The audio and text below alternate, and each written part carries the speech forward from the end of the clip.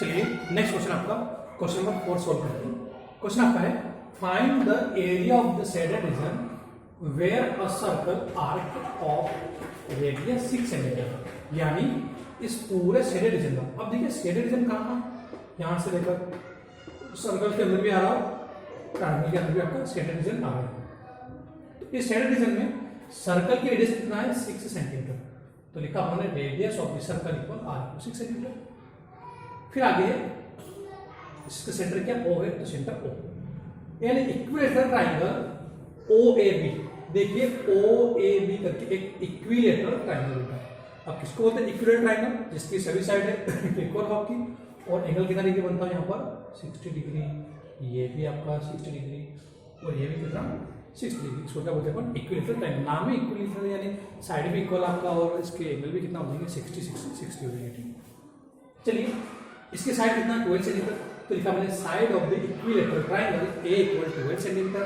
वापस अब देखिए एंगल 60 डिग्री बनता है यहाँ पर, और ये आपका क्या बन रहा है एक सेंटर बन रहा है। देखो ये बन रहा है सेंटर यहाँ पर, तो लिखा मैंने angle of the centre theta equal कितना 60 डिग्री, तो लिखा 60 डिग्री। ठीक, अब पूछा है कि एरिया फाइंड करना है।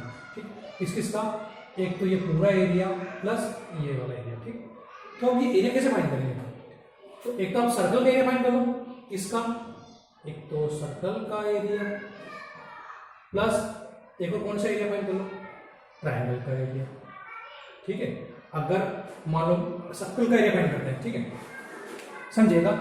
अगर मैं यहां पर सर्कल का एरिया फाइंड करता हूं तो कौन कौन सा एरिया आ जाएगा सर्कल के अंदर, ये वाला एरिया पूरा, ठीक ये हो जाएगा।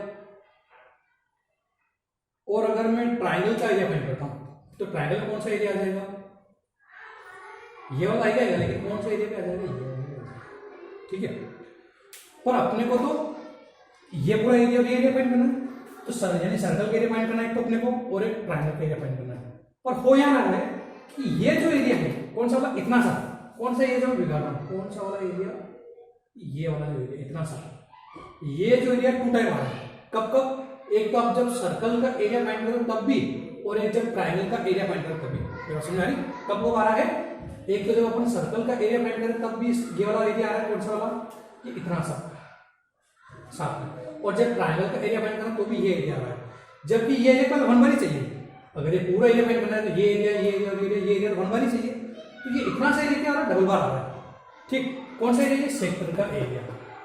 मेरा समझ आ रही, तो क्या करेंगे उसके लिए, एक बार तो अपन सर्कल का एरिया फाइंड करेंगे, एक बार ट्रायंगल का एरिया फाइंड करेंगे, और ये सेक्टर का जो एरिया आ रहा है इसको क्या करेंगे, एक बार माइनस कर देंगे। उससे क्या होगा, ये एरिया डबल बार नहीं आएगा। आएगा समझे, तो चलिए कैसे करते हैं, तो लिखा मैंने area of the shaded reason equal. ठीक, क्या करना है, पहले तो पूरे सर्कल का एरिया, पूरे सर्कल का एरिया यानी पूरा एरिया आ जाएगा, तो लिख देते हैं एरिया ऑफ द सर्कल। ठीक, प्लस फिर क्या एरिया, ये पूरे ट्रायंगल का एरिया, तो लिखा मैंने area of the triangle, area of the triangle. ठीक, ये दोनों एरिया हो गए। लेकिन अब ये वाला एरिया जो ट्रायंगल में भी आ गया और सर्कल में भी आ गया, 2 बार आ गया, एक बार चाहिए वो कोई बात नहीं, पर कितनी बार डबल बार आ रहा, तो एक बार ये एरिया क्या करना पड़ेगा, इतना सा एरिया जो है माइनस करना पड़ेगा। और ये कौन सा एरिया माइनस करना पड़ेगा आपको, देखिए एरिया ऑफ द सेक्टर, ये आपका कौन सा एरिया बन रहा है, एरिया ऑफ द सेक्टर ही बन रहा है ना।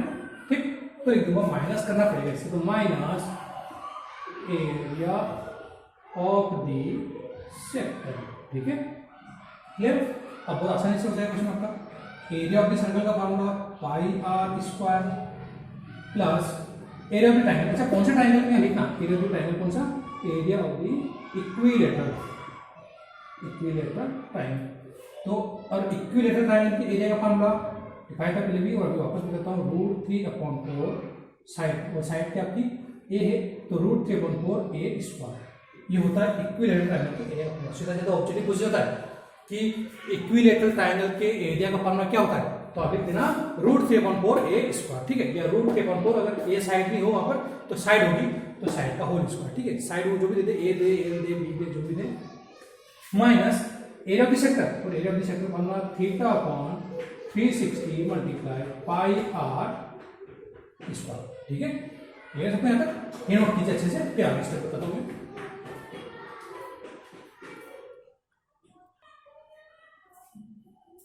चलिए वैल्यू पुट करने के बाद पाई जो है, पाई की वैल्यू कितना दे रखी है 22/7 मल्टीप्लाई आर जो है रेडियस, रेडियस कितना है सर्कल की 6 है, तो 6 का होल स्क्वायर, फिर आगे हो जाएगा आपके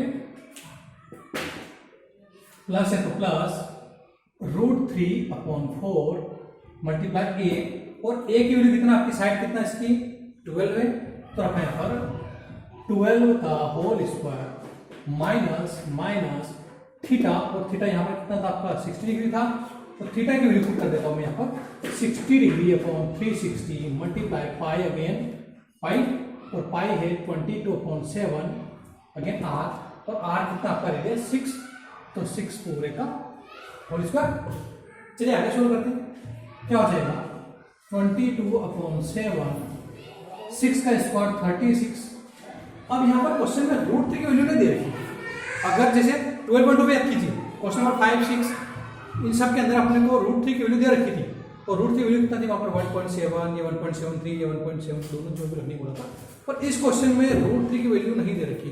अगर नहीं दे रखी तो नहीं रखना अपने को, ठीक है, अगर दे दी तो जरूर रखें, नहीं दे रखी तो √3 ऐसा का ऐसा ही अपॉन 4, 12 का स्क्वायर 144 हो जाएगा, माइनस 60/360 मल्टीप्लाई 22/7 अगेन 6 का स्क्वायर कितना हो जाएगा 36। ठीक, अब कुछ कैंसिल होता है, कैंसिल कर सकते हो, जैसे 4 से कटता है, 4 1 जा 4, 4 3 जा 12, अच्छा 2 बचा, 4 6 जा 24, ऐसे आ गया। ऐसे देखिए 1 0 से 1 0 कैंसिल हो जाएगा, और 36 बन जा 36 बन जा 36, आगे तो नहीं कट रहा यहीं पे, तो यहाँ पर इन दोनों को मल्टीप्लाई कर दीजिए 22 मल्टीप्लाई 36/7, 36 का √3 मल्टीप्लाई 36 √3 हो जाएगा, यहाँ पर और तो नहीं कट रहा था, तो माइनस हो जाएगा क्या 22 और 6 का मल्टीप्लाई और अपन में 7। ठीक है,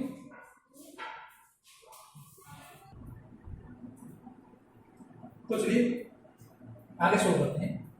नेक्स्ट स्टेप क्या होगी, 22 का मल्टीप्लाई 36 से कीजिए, तो मल्टीप्लाई करा हमने यहाँ पर 36 मल्टीप्लाई 22, तो कितना आएगा 790, और कहा 790 अपन में 7 प्लस 36 √3 माइनस इन दोनों का मल्टीप्लाई करा तो कितना आएगा 132, और अपन में 7। अब ये नंबर दोनों को अपन माइनस कर देते हैं, तो 792/7 माइनस का है 132/7 और प्लस में है 36 ओके। अब इसके बाद देखिए यहाँ पर भी 7 और यहाँ पर भी 7 आ जाएगा, तो एलसीएम ले लेंगे 7 आ जाएगा। यहाँ पर है 792 माइनस 132 और प्लस में कितना है 36 ओके। अब इसके बाद माइनस कीजिए, तो 792 से 132 माइनस करा हमने, तो 0 9 किया तो 6, यहाँ 7 7 क्या तो 6, यानी आंसर आ जाएगा 660/7 प्लस 36 √3, तो टाइम सेंटीमीटर, तो सेंटीमीटर स्क्वायर। तो इस तरीके से हमने न्यूमेरिकल सोल्व कर रहे हैं, तो इजी न्यूमेरिकल, बस थोड़ा सा प्रैक्टिस की जरूरत है। क्वेश्चन ऑफ कुछ नहीं, जो आप बचपन से करते आ रहे हो, एरिया फाइंड करना, फार्मूला लगाना, और इस बार क्या हुआ ऐड कर दिया। पहले अपन सर्कल का एरिया अलग फाइंड करते थे, ट्रायंगल का एरिया अलग फाइंड करते थे, पर अब क्या करते हैं दोनों को ऐड कर दिया, तो थोड़ा सा क्वेश्चन को लेंथी बना दिया गया। डिफिकल्ट कुछ नहीं, थोड़ा लेंथी ज़्यादा हो गया, पर अपन अगर प्रैक्टिस करेंगे तो न्यूमेरिकल भी आपको बहुत ईजी लगेगी। ठीक है, चलिए अगले वीडियो में मिलेंगे।